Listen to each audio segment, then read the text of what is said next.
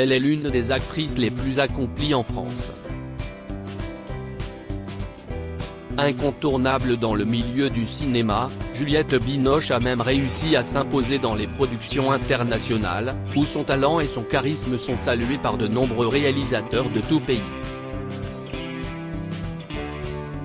Véritable star, elle a collaboré avec des grands noms du cinéma tels que Léos Carax, Jean-Luc Godard, Daniel Thompson, Patrice Lecomte, Olivier Assayas, ou encore Julia Ducournau. Prochainement, elle sera à nouveau en haut de l'affiche avec le film présenté au Festival de Cannes en mai dernier, La Passion de Dodin Bouffant, réalisé par Tran Anh Young et dans lequel elle donne la réplique à Benoît Magimel, son ex-compagnon. Un film récompensé par le réalisateur suédois Ruben Östlund et son jury avec le prix de la mise en scène. Mais avant de pouvoir découvrir ce film dans les salles obscures, Gala FR vous propose de découvrir tout ce que vous devez connaître sur Juliette Binoche. Juliette Binoche, de Benoît Magimel à Léos Carax, qui sont les hommes à avoir marqué sa vie? Juliette Binoche, où est-elle née? Née le 9 mars 1964 à Paris dans le 12e arrondissement, Juliette Binoche n'a pas eu l'enfance la plus simple qui soit. Fille d'un père artiste, pratiquant le mime, la mise en scène et la sculpture, et d'une mère enseignante, mais également comédienne et réalisatrice, la petite Juliette Binoche a dû faire face très vite au divorce de ses parents, alors qu'elle n'avait que 4 ans. En 2016, sur le divan de Marc-Olivier Fogiel, elle avait admis avoir vécu une enfance cabossée, notamment à cause de l'abandon comme elle le dit elle-même qu'elle a ressenti à cet âge-là. À la suite de cette décision, la jeune fille a vécu dans un premier temps chez sa tante, puis en pension, avant de se lancer dans la comédie à l'âge de 17 ans. Là encore, les débuts sont difficiles pour elle. En 2017 auprès de Madame Figaro, elle avait raconté les difficultés que les castings pouvaient imposer, qui paraissent impensables aujourd'hui. Les castings, si est-il accepté de se faire humilier, de se foutre à poil quand on vous le demande. Si est-il comme ça que cela se passait, en tout cas quand j'ai débuté, c'était le milieu des années 1980, quand on demandait beaucoup aux actrices de tourner nues avait-elle révélé. Mais malgré ces demandes, Juliette Binoche avait confié aussi ne pas regretter d'avoir traversé cette période, lui permettant d'après elle de mieux comprendre l'abnégation nécessaire pour se mettre au service d'un personnage et d'un film. Juliette Binoche, est-elle en couple? Si Juliette Binoche semble désormais être un cœur à prendre, la comédienne n'ayant pas récemment fait état d'une relation amoureuse, elle a tout de même vécu plusieurs relations importantes au cours de sa vie. D'abord en couple avec Léo Carax, après s'être rencontrés sur le tournage du film Mauvais sang en 1986, le couple a vécu une belle histoire durant près de 5 ans.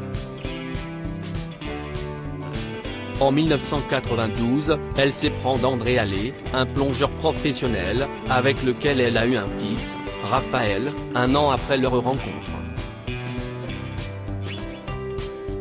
En 1994, séparée d'André Allais, elle tombe sous le charme d'Olivier Martinez, son partenaire à l'écran dans le film Un hussard sur le toit.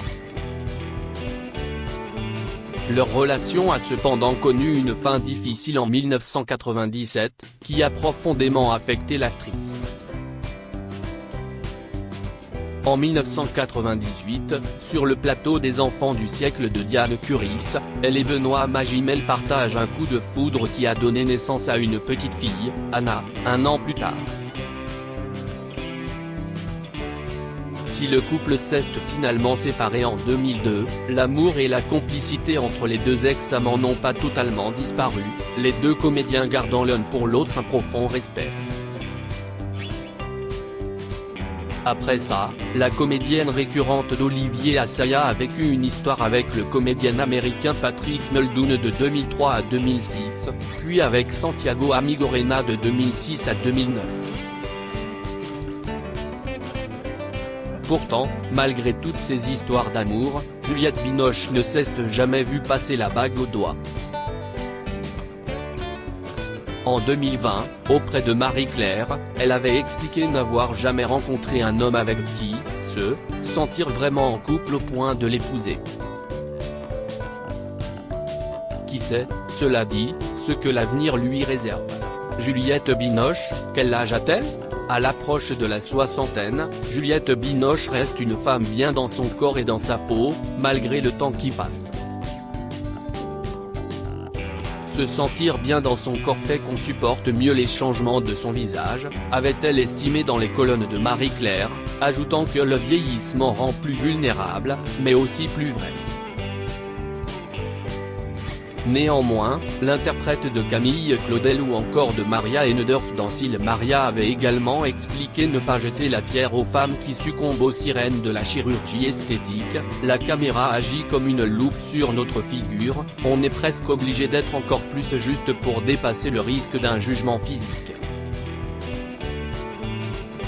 Je ne suis pas différente des autres, je me pose des questions. Comment résister aux tentations de la chirurgie et assumer mon vrai visage, ainsi que je le disais dans Code Inconnu de Michael Haneke, avait-elle estimé dans la même interview. Pour autant, pas question pour la comédienne de revenir en arrière si elle en avait la possibilité. En 2019, l'actrice avait confié dans Le Parisien qu'elle ne voudrait pour rien au monde avoir à nouveau 20 ans, un âge où l'on vit dans des valeurs très apprises, on a peur des autres, on ne se connaît pas encore selon elle. Le temps a donc beau passer, il n'a aucune emprise sur la comédienne, en paix avec cette idée. Juliette Binoche, qui sont ses enfants ? Maman de 2 enfants, Raphaël Allais, qu'elle a eu en 1993 avec le plongeur professionnel André Allais, et Anna Magimel, née en 1999 de son union avec Benoît Magimel, la comédienne du film Le Patient anglais est très proche de ses 2 petits. Celle qui avait avoué ne pas se lasser de les admirer à version féminin en 2019 tient cependant à ce qu'ils ne soient pas victimes de sa notoriété et évite de les mettre trop en avant, ce qui n'empêche parfois quelques indiscrétions. En 2018, auprès de Vanity Fair, elle avait ainsi révélé que son fils prospère dans les trucs numériques tandis que sa fille souhaitait marcher dans les pas de ses illustres parents. Pourquoi pas ? Mais il va peut-être falloir qu'elle prenne un pseudo. Binoche plus Magimel CIST un peu lourd avait reconnu la comédienne. Un rêve depuis réalisé puisque la jeune femme a joué aux côtés de sa mère dans Avec amour et acharnement, sorti en août 2022. La fille de Juliette Binoche tient d'ailleurs une place importante au sein de la carrière de sa mère. En 2019, la comédienne avait expliqué sur le plateau de C'est à vous tenir compte de ses avis pour prendre des décisions sur ses choix de tournage, elle me dit ce qu'elle ressent et elle est souvent très juste.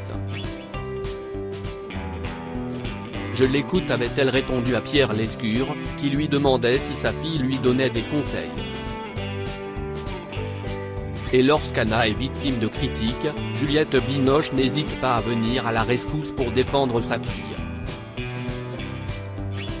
Qualifiée par certains de Nepo Baby, Anna Magimel avait pu alors compter sur le soutien de sa mère dans les pages de Marie-Claire. Pour se sentir légitime et trouver sa place, il faut beaucoup de courage à un enfant ayant des parents connus, avait déclaré la comédienne. Un moyen pour elle de défendre l'honneur de sa fille et de faire taire les mauvaises langues. Juliette Binoche, quelle récompense a-t-elle gagné ? Avec plus de 60 longs métrages à son actif, Juliette Binoche est une actrice qui n'a plus rien à prouver. Récompensée à de multiples reprises, Juliette Binoche peut se vanter d'avoir obtenu un César en 1994 pour le film 3 couleurs, bleu et un Oscar en 1997 pour le long métrage Le Patient anglais, ainsi que bien d'autres récompenses partout dans le monde. La comédienne est d'ailleurs la première actrice à avoir remporté seule un prix d'interprétation dans les 3 plus grands festivals de cinéma, le Festival de Cannes, où elle a bien failli ne pas assister à la cérémonie de sa consécration, la Mostra de Venise et la Berlinale.